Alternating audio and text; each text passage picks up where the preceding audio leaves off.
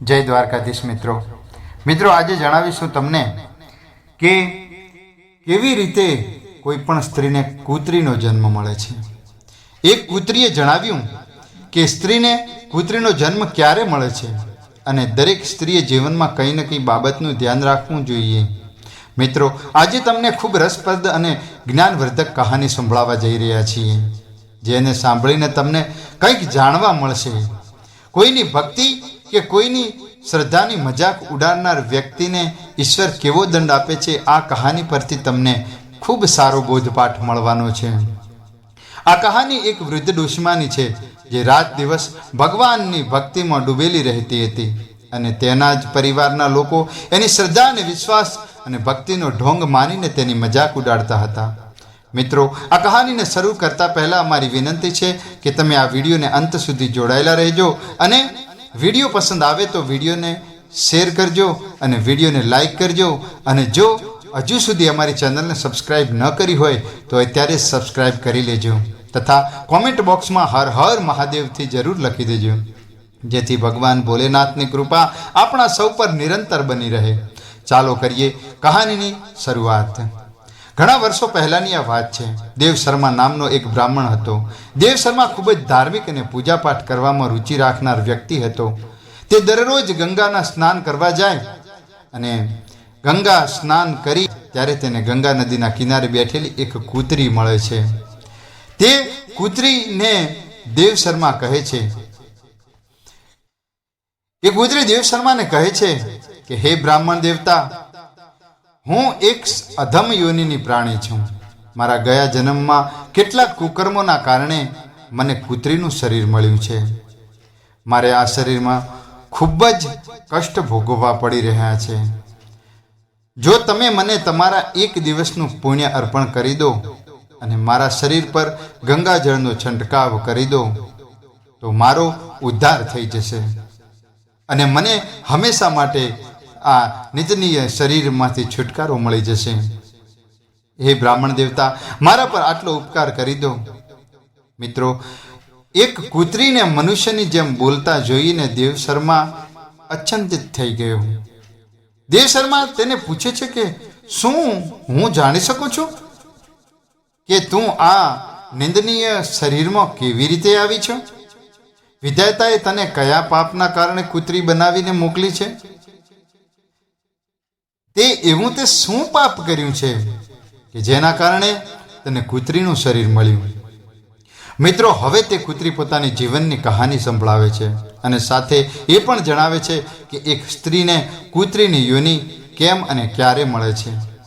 દેવ શર્મા કહેવા લાગ્યો, હા, મને જરૂરથી જણાવો કે એક સ્ત્રી કૂતરીના શરીરમાં ક્યારે આવે છે? ત્યારે કૂતરી દેવ શર્માને કહાની સંભળાવે છે અને કહે છે કે હે બ્રાહ્મણ દેવતા, ધ્યાન દઈને સાંભળજો કે મનુષ્ય અધમ યોનિમાં કેમ જાય છે। ત્યારબાદ તે કૂતરી દેવ શર્માને કહાની સંભળાવવાનું શરૂ કરે છે। કોઈ એક નગરમાં પોતાની 3 દીકરીઓ સાથે એક વૃદ્ધ ડોશીમા હતા। તે વૃદ્ધ ડોશીમા 3 દીકરાના લગ્ન થઈ ગયા હતા। 3 દીકરાઓની વહુઓ ઘરમાં આવી ગઈ હતી। વૃદ્ધ ડોશીમા ખૂબ જ ધાર્મિક સ્વભાવના હતા। તેમનો મોટો ભાગનો સમય પૂજાપાઠ અને સત્સંગમાં ભજન કીર્તનમાં પસાર થતો અને સાધુ સંતોને ઉપદેશ સાંભળતા હતા અને દરરોજ ગંગામાં સ્નાન કરવા માટે જતા હતા। ખાસ કરીને જ્યારે કાર્તક મહિનો આવતો ત્યારે તે વ્રતનો ઉપવાસ કરતા હતા। વૃદ્ધ ડોશીમાનો મોટા ભાગનો સમય ભગવાન વિષ્ણુ અને માતા લક્ષ્મીની પૂજા યાચના કરવામાં પ્રસાર થતો હતો। ડોશીમા દરરોજ ભગવાનને ભોગ ધરાવતા હતા અને ત્યારબાદ તેમના આડોશી પાડોશીને વેચી દેતા અને ગામના બધા લોકો તેમનો ખૂબ જ આદર કરતા હતા। ડોશીમાનો એક નિયમ હતો કે તે કાર્તક મહિનામાં દરરોજ ગંગા સ્નાન કરવા માટે જતા હતા અને અલગ અલગ પ્રકારના વ્યંજન બનાવીને ભગવાનને ભોગ અર્પણ કરતા હતા। ક્યારેક તેમને કોઈ સંત મહાત્મા મળી ગયા અને તે ઘરે બોલાવી લાવતા અને તેમની પાસેથી ઉપદેશ સાંભળતા। ઘરમાં ક્યારેય હવન, ક્યારેય ભજન કીર્તન, ક્યારેય પ્રસાદનું વિતરણ, આ કાર્યક્રમો ચાલુ જ રહેતા હતા। વૃદ્ધ ડોશીમાના આ વર્તનથી તેમની 3 વહુઓને 3 દીકરાઓ હંમેશા નારાજ રહેતા હતા અને તેમની પૂજા અર્ચના ભક્તિને લઈને હંમેશા એનો મજાક ઉડાડતા હતા। તે ડોશીમાં જે પ્રસાદ આપતા હતા તેને પણ તેઓ લેવાની ના પાડી દેતા. અત્યારે તેમની વહુઓ કહેતી કે આમાં તો તુલસીના પાન છે, તેને તો અમે ખાઈ ન શકીએ. વહુઓ કહેતી કે આ ડોશી તો ફક્ત ભક્તિનો દેખાડો કરે છે. મિત્રો, આ વાત બધી સાંભળીને ડોશીમાં ખૂબ જ દુઃખી થતા, પરંતુ આ બધી બાબતોને નજરઅંદાજ કરીને તેઓ ચૂપચાપ પોતાનું ભજન કીર્તન અને પાઠમાં મન લગાડી દેતા. ઘણા સમય પહેલાં તેમના પતિના સંસાર છોડી અને જતા રહ્યા હતા, એટલા માટે તે એકલા હતા. એમના દીકરાઓ પણ તેમની પત્નીના કહેવામાં આવીને તેમનાથી દૂર રહેતા હતા. હવે ફક્ત એમનું મન પૂજા પાઠમાં લાગેલું રહેતું હતું. તે ડોશીમાનું આવું વર્તન તેમની ત્રણેય વહુઓને એને સહેજ પણ પસંદ ન હતું. તે ત્રણેય વહુઓ હંમેશા વિચારતી કે અમારી સાસુ જ્યારે જોઈએ ત્યારે પૂજા પાઠમાં લાગેલી જ હોય છે અને કામ વગરનો ખર્ચો કર્યા કરે છે. ક્યારેક પંડિતોને તો ક્યારેક સાધુ સંતોને બોલાવી અને દાન પુણ્ય કરે છે. મતલબ વગરના કામ કર્યા છે. જો તે મરી જાય ને તો કેટલું સારું. જેટલા પૈસા પૂજા પાઠના નામ ઉપર ઉડાડે છે ને એ વ્યર્થનો નકામો ખર્ચ બધો બચી જાય. તેટલા પૈસા અમારા માટે મોજ શોખથી આરામથી પૂરા થઈ જાય. અમારા પતિ કામ કરી કરીને પરેશાન રહે છે અને બીજી બાજુ આ ડોશી સંતોને ઘરે બોલાવી અને તેમને દાન પુણ્ય કરે છે અને તેમનો ભોજન બનાવવાની જમાડે છે પાછા. અને તે ત્રણેય વહુઓને એમની સાસુમાં પર હંમેશા ગુસ્સો કરતી હતી. વૃદ્ધ ડોશીમાએ પોતાના દીકરાઓને ખૂબ જ લાડ અને પ્રેમથી ઉછેર્યા હતા, પરંતુ તેમના ત્રણેય દીકરા નાલાયક નીકળ્યા. તેઓ તેમની માનું સહેજ પણ ધ્યાન નહોતા રાખતા અને હંમેશા પોતાની પત્નીઓના કહેવા પ્રમાણે ચાલતા હતા. તેમની વાત માની અને એ લોકો મા બાપ માને એ ડોશીમાને બોલતા પણ ખરી, પણ ડોશીમા બિચારા એમને કાંઈ કહેતા નહીં. અને અમુક વાર તો એ એમની વાત માનીને ખરાબ વ્યવહાર પણ કરતા. તે વૃદ્ધ ડોશીમા દિવસ રાત પોતાના સંતાનો માટે આંસુ વહાવતી હતી અને ભગવાનને પ્રાર્થના કરતી હતી, હે ભગવાન, ક્યારેક મને કોઈનું ખોટું વિચાર્યું નથી, તો પછી મારી સાથે ખરાબ વ્યવહાર કેમ થઈ રહ્યો છે? મારા દીકરાઓ મારાથી અલગ કેમ છે? તેઓ ભગવાનની ભક્તિ કરવાથી પૂજા પાઠ કરવામાં નફરત કેમ કરે છે? એક દિવસ વૃદ્ધ ડોશીમાં ભગવાન સામે બેસીને આંસુડામાં સાથે ભગવાનને વિનંતી કરે છે, હે પ્રભુ, મારા દીકરાઓને સાચો રસ્તો દેખાડજે. મારા દીકરાઓ અને તેમની પત્નીઓને ક્યારેય તમારી પૂજા પાઠ નથી કરતા. ઉલટાનું તે મારો મજાક ઉડાડે છે, મારી ભક્તિ અને મારી શ્રદ્ધાનો ઢોંગ સમજે છે. તેમને સદબુદ્ધિ આપજે ભગવાન. મિત્રો, આ રીતે તે વૃદ્ધ ડોશીમાએ ક્યારેય પણ ભગવાનની પૂજા અર્ચના અને દાન દક્ષિણા દેવાનું અને ગંગા સ્નાન કરવાનું બંધ નહીં કર્યું. તે ખૂબ જ ચિંતા રાખીને પોતાના નિયમનું પાલન કરતી. પરંતુ તેમના ત્રણેય વહુઓ ખૂબ જ કષ્ટો આપ્યા હતા. તેમને ત્રણેય વહુઓએ નક્કી કરી લીધું હતું કે હવે વૃદ્ધ ડોશીમાને આપણે પોતાની સાથે નહીં રાખીએ, આપણે ભાગ પાડી અને અલગ થઈ જઈશું. અલગ થવાના ઘણા ફાયદા છે. આપણે પોતાની મરજીથી હરીફરી શકીશું, મનમાં આવે તે જગ્યાએ જઈ શકીશું અને જેટલું ઈચ્છીએ તેટલો ખર્ચ કરી શકીશું. સૌથી મોટી વાત તો એ હશે કે આપણી સાસુમાં એ પૂજા પાઠના નામ પર ફાલતુ ખર્ચ કર્યા કરે છે, દાન પુણ્યના નામે ઘર ખાલી કરી રહી છે ને, તે બધું હવે બંધ થઈ જશે. મિત્રો, આવું નક્કી કરીને ત્રણેય વહુઓ પોતાના પતિઓને કાન ભંભેરી અને શરૂ કરી દીધું અને તેમને ભાગ પાડવા માટે ઉત્સાહવા લાગ્યું. નાની વહુએ તેના પતિને કહ્યું કે જો મોટા ભાઈના બાળકો હવે મોટા થઈ ગયા છે અને આપણા બાળકો હજુ નાના છે. તેમને 4 બાળકો છે અને આપણા 2 બાળકો છે. હવે તેમનો ખર્ચ વધી ગયો છે. જો આપણે ભેગા રહીશું તો આપણા જ પૈસા તેમના બાળકો ભણશે અને એમની પાછળ ખર્ચો થશે. આપણે આપણા બાળકો વિશે પણ કંઈક વિચારવું જોઈએ. જો આપણે અલગ થઈ જઈશું તો સારી રીતે આપણા બાળકોની દેખભાળ રાખી શકીશું. ઉપરથી સાસુમાનો ખર્ચો આપણા પર વધારે છે અને એક સમય પૂજા પાઠમાં ખર્ચ કરતી રહે છે. જ્યારે આપણે અલગ થઈશું ત્યારે ડોશી પણ પોતાની મનમરજી પ્રમાણે ખર્ચ નહીં કરી શકે. બીજી બાજુ તે કૂતરી દેવ શર્માને કહે છે કે બ્રાહ્મણ દેવતા, આ રીતે નાની વહુએ તેના પતિના કાન ભંભેરીને અલગ થવા માટે તેને રાજી કરી લીધો. બીજી બાજુ વચ્ચેની વહુએ પણ તેમના પતિને સમજાવ્યો કે જુઓ, બહુ થઈ ગયું, હવે તો ભાગલા પાડી દો અને હવે ભાગલા નહીં પાડ્યા તો પછી આપણે આપણી મરજી મુજબ જીવીશું કેવી રીતે?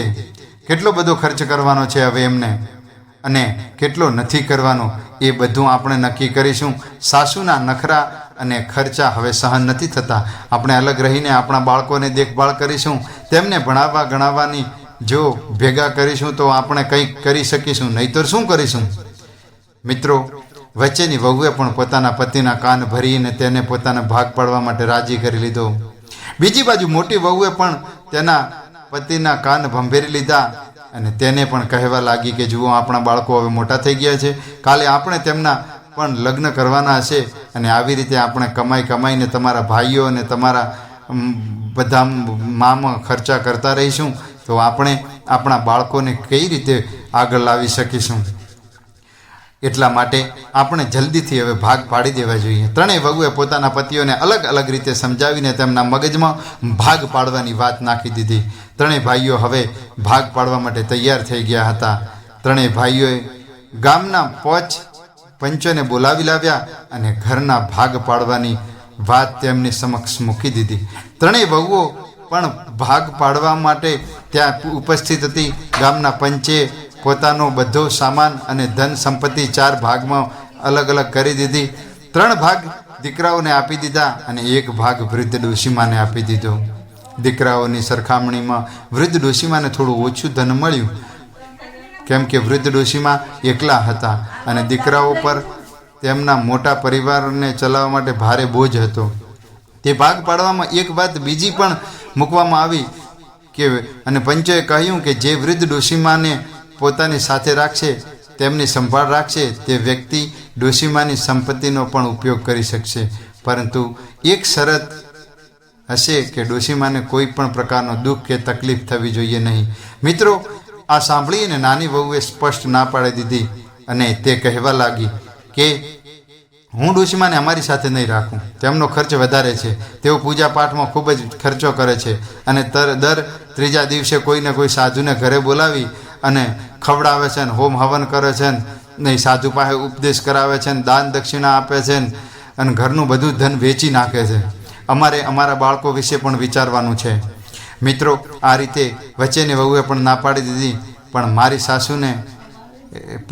મારી સાસુને મારી સાથે નહીં રાખું એવું કહેવા લાગી. એમને ક્યારેય પસંદ નથી કરતી અને તેમને પણ તેમની જરૂર નથી. મોટી વહુએ પણ આ જ જવાબ આપ્યો કે હું પણ વૃદ્ધ ડોશીમાને અમારી સાથે નહીં રાખું. અમારે અમારા બાળકોનું ભવિષ્ય જોવાનું છે અને તેમના માટે જ મારે ભાગ પાડવાના છે. મિત્રો, જ્યારે ત્રણેય વહુઓએ દીકરાઓએ પોતાની વિચારો રજૂ કર્યા અને ડોશીમાને સાથે રાખવાની ના પાડી દીધી, ત્યારે વૃદ્ધ ડોશીમા એકલા રહી ગયા. પંચના સભ્યો ઘર અને ધન સંપત્તિને ભાગ પાડી અને ત્યાંથી જતા રહ્યા. જ્યારે ભાગ પાડીને ત્રણેય વહુઓ પોતપોતાના ભાગ આવેલો ઘરનો સામાન ધન સંપત્તિ લઈ અને પોતાના ઘરે જતી રહી અને ખૂબ જ ખુશીથી રહેવા લાગી. ત્રણેય વહુઓને ત્રણેય દીકરાઓ ડોશીમા તરફ નજર રાખવાનું પણ બંધ કરી દીધું. ડોશીમા ભૂખ્યા છે કે તરસ્યા છે, બીમાર છે કે કોઈ પણ વાતનું છોકરાઓ કે વહુઓને કોઈ મતલબ જ ન હતો. ત્રણેય દીકરાઓ પોતપોતાની દુનિયામાં મગ્ન હતા. આ બાજુ જ્યારે વૃદ્ધ ડોશીમાના દીકરાઓએ તેમનો હાલચાલ જાણવાનું બંધ કરી દીધું ત્યારે ડોશીમા એકલા પડી ગયા. અને મિત્રો, તમે સારી રીતે જાણો છો કે વૃદ્ધસ્થામાં એકલાપણું ખૂબ જ કષ્ટદાયી હોય છે. ડોશીમા દરરોજ ભગવાનની આગળ બેસીને પ્રાર્થના કરતા, હે ભગવાન, આવા સંતાનો ક્યારેય કોઈને ના આપતા, જેમણે આ ગઢપણમાં મને એકલી રહેવા માટે મજબૂર કરી દીધી છે. મિત્રો, તે વૃદ્ધ ડોશીમાને તેમના ભાગમાં એક નાની ઝૂંપડી મળી હતી. તે ડોશીમા ઝૂંપડીમાં રહેવા લાગ્યા, પરંતુ મિત્રો, તેમણે નિયમ ન છોડ્યો. તે દરરોજ સવારે વહેલા ઉઠીને ગંગા સ્નાન કરવા માટે જતા અને ભગવાન વિષ્ણુ અને માતા લક્ષ્મીની પૂજા કરતા હતા. પહેલાંની જેમ તેઓ દરરોજ સ્વાદિષ્ટ રસોઈ બનાવીને ભગવાનને ભોગ અર્પણ કરતા હતા અને આસપાસના લોકોમાં ભગવાનના પ્રસાદને વહેંચતા હતા. તે વૃદ્ધ ડોશીમા હવે ખૂબ જ એકલા પડી ગયા હતા. તેમના દીકરા અને વહુઓએ હવે તેમની તરફ નજર પણ નહોતા કરતા. ડોશીમા દરરોજ ભગવાનને પ્રાર્થના કરતા, હે ભગવાન, મને દુઃખમાંથી છુટકારો આપો, મારા બાળકોની ભૂલ ભલું કરો અને તેમને સાચો માર્ગ બતાવો. તે ડોશીમા પાસે થોડો ઘણો લોટ, ચોખા અને રસોઈનો સામાન હતો. તેનામાંથી ગુજરાન ચાલતું હતું. તે હંમેશા વિચારતા કે હવે મારે શી જરૂર છે? મારું બાકીનું જીવન પસાર કરવું પડશે. મારા સંતાનોને છોડી દીધા છે, પરંતુ હું ક્યારેય પણ ભગવાનની ભક્તિ નહીં છોડું. મારી ભક્તિમાં ક્યારેય પણ કોઈ કમી નહીં આવવા દઉં. ડોશીમા ખૂબ જ ભક્તિભાવથી ભગવાનની પૂજા યાચના કરતા હતા અને દરરોજ તુલસીના પાનથી ભગવાનનું પૂજન કરતા હતા અને આડોશી પાડોશમાં પ્રસાદ વેચતા હતા. એક દિવસ જ્યારે વૃદ્ધ ડોશીમા પોતાની ઝૂંપડીમાં બેસીને રડી રહ્યા હતા. મિત્રો, યાદ રાખજો કે જેમના 3 બાળકો હોય અને તે ક્યારેય તેમની માને ખબર અંતર પૂછવા પણ ના આવે, તેને એકલી છોડી દે, તો તેવી માના જીવનમાં રડવા સિવાય બીજું કાંઈ રહેતું નથી. તે વૃદ્ધ ડોશીમાં પોતાની ઝૂંપડીમાં બેઠા બેઠા ખૂબ જ દુઃખી હતા. ત્યારે એક યુવક આવે છે. તેણે દરવાજો ખખડાવ્યો. ડોશીમાએ દરવાજો ખોલ્યો અને જોયું તો 17-18 વર્ષનો યુવાન દીકરો ત્યાં ઊભો હતો. તે દીકરો ખૂબ જ અદ્ભુત હતો. તેના ચહેરા પર એક દિવ્ય તેજ હતું. તેણે કહ્યું, માજી, તમે મને ઓળખતા નથી, પરંતુ હું તમને ખૂબ જ સારી રીતે ઓળખું છું. હું તમારા પિયરમાંથી આવ્યો છું. મારું નામ ગોપાલ છે. મારા પિતાજીએ મને તમારી મદદ કરવા મોકલ્યો છે. મેં સાંભળ્યું છે કે તમે અત્યારે એકલા રહો છો. તમારી મદદ કરવાવાળું કોઈ નથી, એટલા માટે હું તમારી મદદ કરવા માટે આવી ગયો છું. ગોપાલની વાત સાંભળી અને વૃદ્ધ ડોશીમાને ખૂબ જ આશ્ચર્ય સાથે પૂછ્યું, દીકરા, શું સાચે તું મારા પિયરમાંથી આવ્યો છે? મેં તો તને ક્યારેય જોયો પણ નથી. ગોપાલે મુસ્કરાવીને કહ્યું, માજી, તમે જોતા જ ક્યારે? જ્યારે તમે પિયરમાં આવતા ત્યારે હું ખૂબ નાનો હતો. હું તમારા ભાઈનો દીકરો છું. મને જાણવા મળ્યું છે કે તમારા દીકરાઓએ તમને ઘરમાંથી કાઢી મૂક્યા છે અને એટલા માટે મારા પિતાએ મને તમારી મદદ કરવા માટે મોકલ્યો છે. મિત્રો, આ સાંભળતાની સાથે જ વૃદ્ધ ડોશીમાની આંખોમાંથી આંસુ આવી ગયા. તેમણે ગોપાલને અંદર બોલાવ્યો અને તેને બેસાડ્યો. બેસવા માટે કહ્યું. ડોશીમાએ પાણીનો ગ્લાસ અને થોડો ગોળ ખાવા માટે આપ્યો. ગોપાલે પાણી પીધું, ગોળ ખાધો. ત્યારબાદ ગોપાલ પોતાની થેલીમાંથી માવાનો, ખાવાનો સામાન, થોડા કપડાં અને થોડી દવાઓ કાઢી. ગોપાલે કહ્યું, માજી, આ સામાન હું તમારી માટે લાવ્યો છું. તમે ક્યારેય ભૂખ્યા ના રહેતા. હું દરરોજ તમને ખાવાનું પહોંચાડી દઈશ. ગોપાલે પોતાના હાથોથી એ વૃદ્ધ ડોશીમાને ભોજન જમાડ્યું. વૃદ્ધ ડોશીમા તેને ખૂબ જ આશીર્વાદ આપે છે અને કહે છે, દીકરા, તે મારી પીડાને સમજી છે. મારું એકલાપણું દૂર કર્યું છે. હું ભગવાનને પ્રાર્થના કરીશ કે ભગવાન તને ખૂબ જ સુખી રાખે અને તું જીવનમાં ખૂબ જ પ્રગતિ કરે. તારા જીવનમાં સુખ, શાંતિ અને સમૃદ્ધિ ક્યારેય ઓછા ન થાય. વૃદ્ધ ડોશીમાને ભોજન જમાડી અને તેની સેવા કરી અને ગોપાલ તેની વિદાય લઈને ત્યાંથી જતો રહે છે. ડોશીમા ભગવાનનો ખૂબ જ આભાર માને છે અને કહે છે કે, હે પ્રભુ, તમે સાચે જ મારી પીડાને સમજી લીધી. હવે હું ક્યારેય ભૂખી નહીં રહું. મારી સેવા કરવા માટે તમે મારી પાસે ગોપાલને મોકલી દીધો છે. મારા પોતાનાઓએ મને એકલી છોડી, પરંતુ મારા માટે મારા પિયરમાંથી ગોપાલને મોકલી દીધો. મિત્રો, હવે વૃદ્ધ ડોશીમાને દરરોજ ભોજન મળી જતું હતું. તે પહેલાંની જેમ જ ભગવાનને ભોગ અર્પણ કરતી હતી, આડોશ પાડોશમાં પ્રસાદ વેચતી. પરંતુ તેમની 3 વહુઓ ડોશીમાને હરકતો જોઈને મનમાં ને મનમાં ઈર્ષ્યા રાખતી. આ ડોશીમાને સુખ શાંતિ એ 3 વહુઓને હજમ નથી થતી. એ હંમેશા વિચારતી કે આ ડોશી ક્યારે આટલું બધું ભોજન લઈ આવે છે? તેની પાસે કોઈ કમાવનારું નથી, પણ તો પછી આ ડોશી આટલી તંદુરસ્ત કેવી રીતે રહે છે? 3 વહુએ વૃદ્ધ ડોશીમાને આ સ્વસ્થ જોઈને ખૂબ જ ઈર્ષ્યા કરતી હતી. તેઓ એકબીજાની સાથે મળીને વિચાર કરતી હતી કે બહેન, આપણે તેને આટલા માટે અલગ કરી હતી કે તે ભૂખી અને તરસી જલ્દી મરી જાય અને તેના ભાગનું ધન જલ્દી આપણને મળી જાય. પરંતુ મરવાની જગ્યાએ ડોશી તો વધારે હટ્ટીકટ્ટી થઈ જાય છે. મિત્રો, કેટલાક લોકો એવા હોય છે જે તમારી શાંતિ જોઈ અને સુખ શાંતિ નષ્ટ કરી દે છે. એક દિવસે 3 વહુઓએ વિચાર કર્યો કે આપણા ડોશીની ઝૂંપડીએ જઈ એ વાતને જાણવી જોઈએ કે આ ડોશી ખાય છે શું અને તે ઝૂંપડીમાં કરે છે શું, તે એટલી તંદુરસ્ત કેવી રીતે થઈ છે. મિત્રો, 3 વહુઓ તેવું જ કર્યું. બીજા દિવસે જ્યારે ડોશીમાં ગંગા સ્નાન કરવા ગયા ત્યારે સવારમાં ત્રણેય વહુઓ વૃદ્ધ ડોશીમાની ઝૂંપડીમાં પહોંચી ગઈ અને ઝૂંપડીમાં ત્રણેય વહુઓએ કે ત્યાં ખાવા પીવાનો બધો સામાન હાજર હતો. લોટ, ચોખા, મસાલા, મિષ્ટાન બધી જ વસ્તુઓ ખૂબ જ મોટા પ્રમાણમાં હાજર હતી. વૃદ્ધ ડોશીમાની ઝૂંપડીમાં આ બધી વસ્તુઓ જોઈને ત્રણેય વહુઓ ચોંકી ઉઠી. તેઓ એકબીજાને કહેવા લાગી કે આટલા માટે જ આ ડોશી આ ગઢપણમાં આટલી તંદુરસ્ત રહી છે.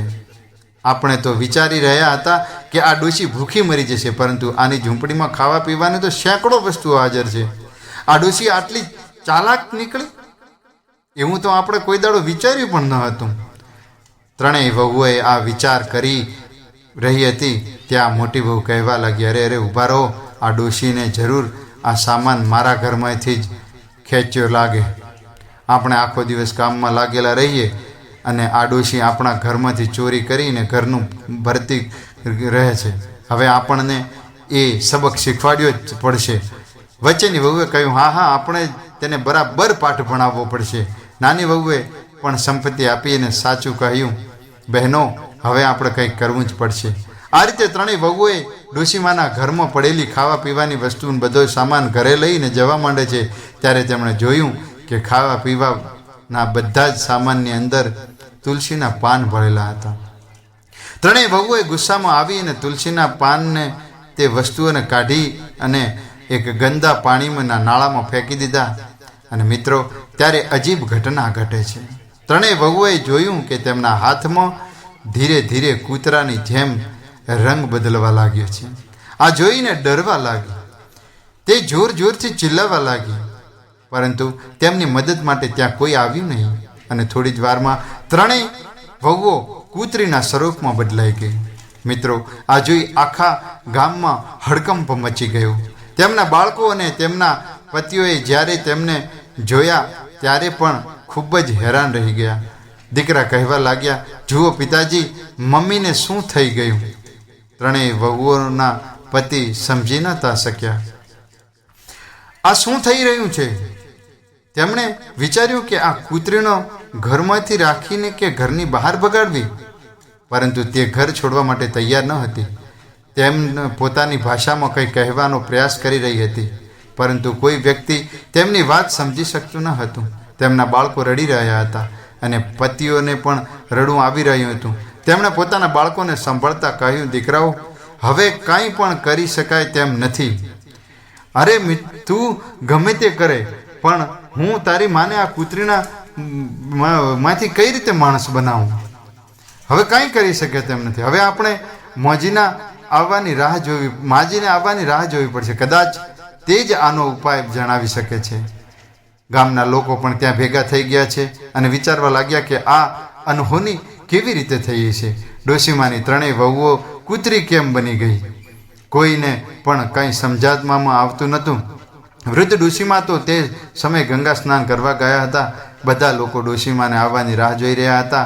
વૃદ્ધ ડોશીમાનો એકદમ નિશ્ચય હતા, કેમ કે હવે તેમને ખાવા પીવાની કોઈ ચિંતા ન હતી, કોઈ કામ કરવાની પણ ચિંતા ન હતી. તેમની આ બધી વ્યવસ્થા ગોપાલ કરી આવે છે અને ડોશીમા ભગવાનને ભોગ લગાડે, આડોશ પાડોશ પ્રસાદ વેચે. અને ડોશીમા આ ઘટનાથી એકદમ અજાણ હતા. તેમને ખબર જ ન હતી કે આ ત્રણેય વહુઓ કૂતરી બની ગઈ છે. આ બાજુ ત્રણેય વહુઓ કૂતરીઓ બની અને ઘરના આંગણામાં બેઠી હતી. બાળકો તેમને ઘેરીને ઊભા હતા. ત્રણેય પતિ પણ ખૂબ જ પરેશાન હતા. હવે આમને રાખવી કે ઘરેથી ભગાડી દઈએ? તેમણે પોતાના જીવનમાં આવી ઘટના ક્યારેય નથી જોઈ.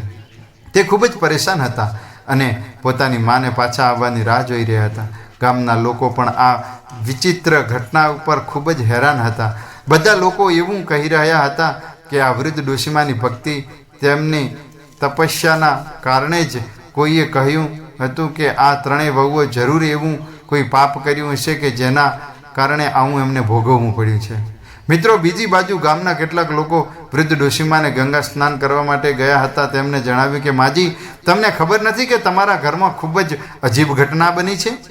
તમારી ત્રણેય વહુઓ કૂતરીના રૂપમાં બદલાઈ ગઈ છે. ડોશીમાએ આ વાત સાંભળીને ખૂબ આશ્ચર્ય થયા. તેમણે વિચાર્યું કે આ કેવી રીતે બની શકે. તેમણે તરત જ ગંગા સ્નાન કર્યું અને ઘર તરફ દોડવા લાગ્યા. તેમના મનમાં ઘણી બધી આશંકાઓ હતી. તેમણે ભગવાનને પ્રાર્થના કરી કે હે ભગવાન, મારા ઘરની રક્ષા કરજે અને મારા બાળકોને સદબુદ્ધિ આપજો, સાચો રસ્તો બતાવજો. જ્યારે ડોશીમાના ઘરે પહોંચે ત્યારે તેમણે જોયું તો ગામના બધા લોકો તેમના ઘરની સામે ભીડ લગાવીને ઊભા હતા. વૃદ્ધ ડોશીમાએ પૂછ્યું કે આ શું થયું અહીંયા? આટલી બધી ભીડ કેમ છે? ગામના લોકોએ તેમને બધી વાત જણાવી. ડોશીમાએ તેમના દીકરાઓને બોલાવ્યા અને પૂછ્યું કે આ બધું કેવી રીતે થઈ ગયું? તમે લોકો એવું શું કર્યું? ત્યારે ડોશીમાના ત્રણેય દીકરાઓએ રડતા રડતા બધી વાત જણાવી. તેમણે કહ્યું કે આજે અમારાથી ખૂબ જ મોટી ભૂલ થઈ ગઈ છે માં. અમારી પત્નીઓએ તમારા ઘરમાં સામાનને ગંદા નાળામાં ફેંકી દીધો છે અને ત્યારથી જ આ ત્રણેય વહુઓ કૂતરીના સ્વરૂપમાં બદલાઈ ગઈ છે. અમને ખબર પણ નથી કે તેમણે આવું કેમ કર્યું. તેનાથી એવું પાપ થઈ ગયું છે. હવે તેમને પહેલાં સ્વરૂપમાં કેવી રીતે લાવી શકાય?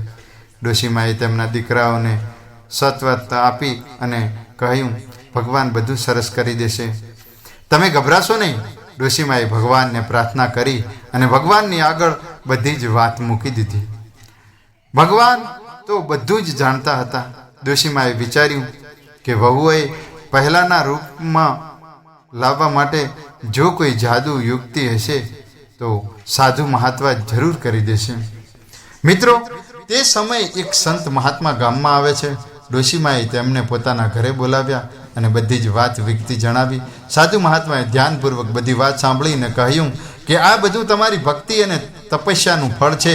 હે માતા, તમે ચિંતા ના કરશો, આનો ઉપાય પણ છે. ડોશીમાએ પૂછ્યું કે સાધુ મહાત્મા, કૃપા કરીને આનો ઉપાય બતાવો. હું બાળકોની આવી હાલત નથી જોઈ શકતી. સાધુ મહાત્માએ કહ્યું કે તમારે કારતક મહિનામાં એક વિશેષ પૂજા કરવી પડશે અને તમારા સ્નાન કરેલા પાણીથી તમારી વહુઓને સ્નાન કરાવવું પડશે. બ્રાહ્મણોને ભોજન કરાવી અને તેમના એઠા ભોજન ત્રણેય વહુઓને ખવડાવવા પડશે. આવું કર્યા પછી તમારી ત્રણેય વહુઓ પોતાના અસલી રૂપમાં પાછી આવી જશે. ડોશીમાએ સાધુ મહાત્માનો ખૂબ જ આભાર માન્યો અને પોતાના દીકરાઓને આ ઉપાય જણાવ્યો. દીકરો કહેવા લાગ્યા, માં, અમે તમારી બધી વાત માનીશું, અમે આ ઉપાયને જરૂર કરીશું.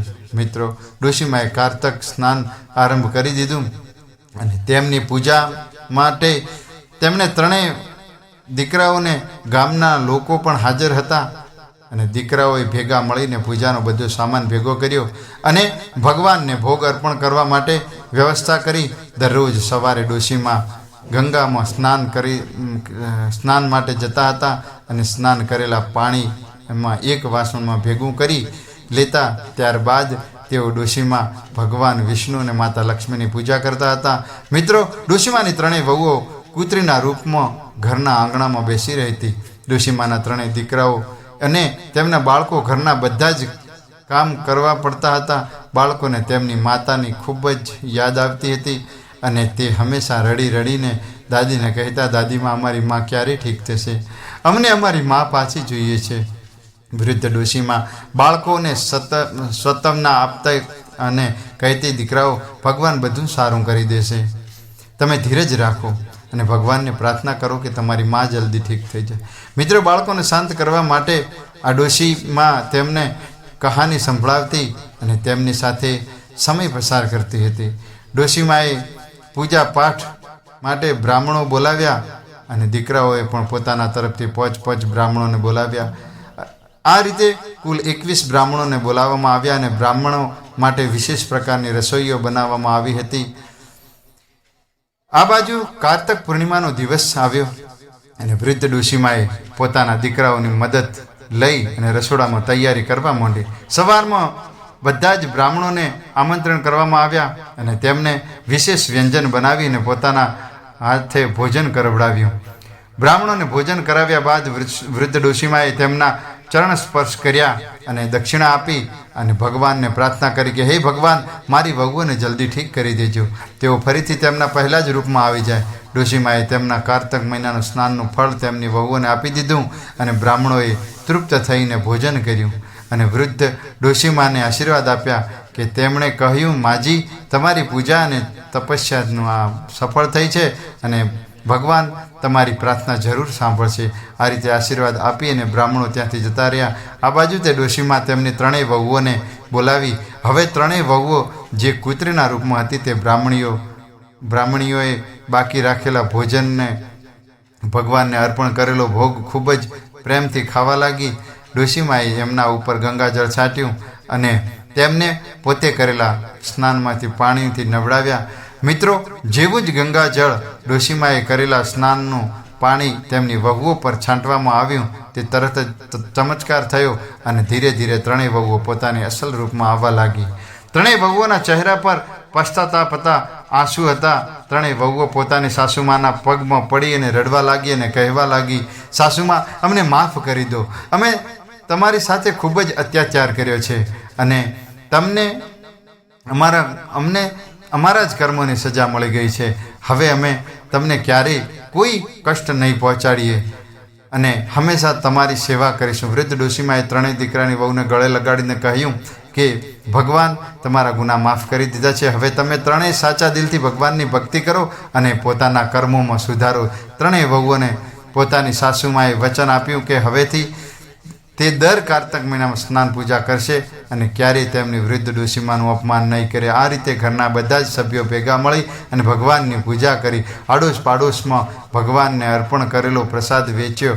ત્રણેય વહુઓ અને પોતાને અસલી રૂપમાં પાછા આવ્યા બાદ પોતાના બાળકોને મળે છે અને પોતાના પતિઓની માફી માગે છે. હવે ત્રણેય વહુઓ નાસ્તિકમાંથી આસ્તિક બની ગઈ હતી. ઘરમાં બધા જ લોકો ભેગા મળીને ભગવાનની પૂજાનું આયોજન કર્યું અને તે દિવસ બાદ ત્રણેય વહુઓ અને દીકરાઓ તેમની વૃદ્ધ માને ક્યારેય પોતાનાથી અલગ કર્યા ન હતા.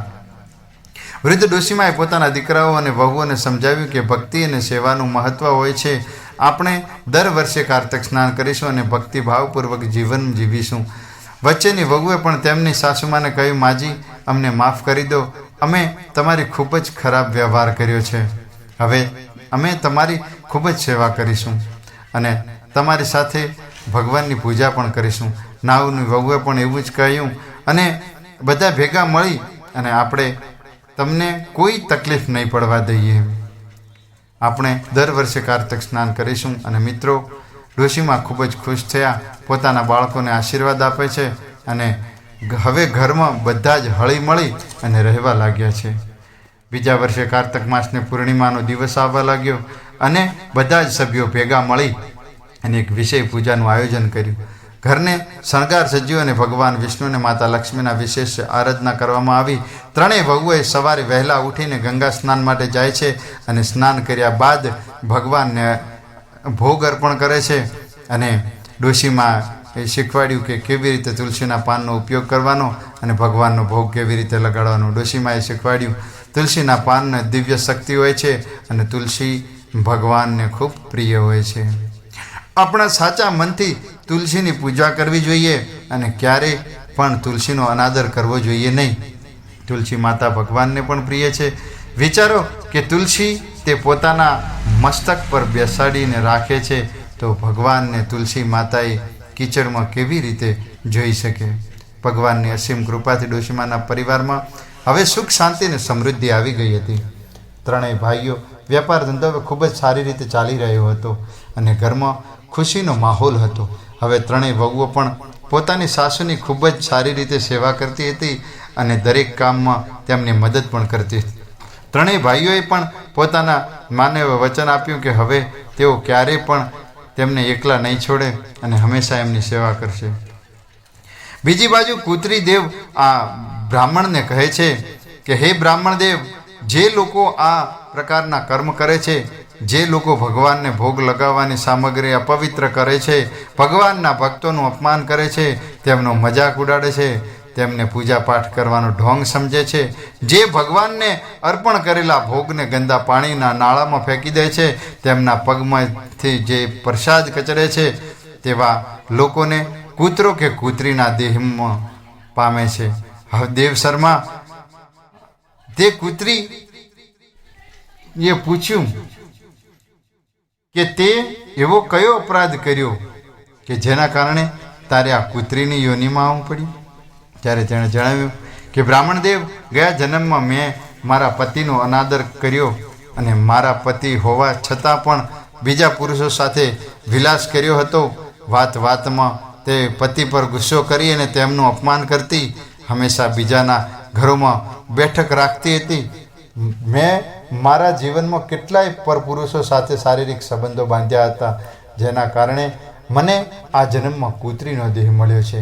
હે બ્રાહ્મણ દેવ, મેં ક્યારેય પૂજા નથી કરી, મેં ક્યારેય ગંગા સ્નાન પણ નથી કર્યું.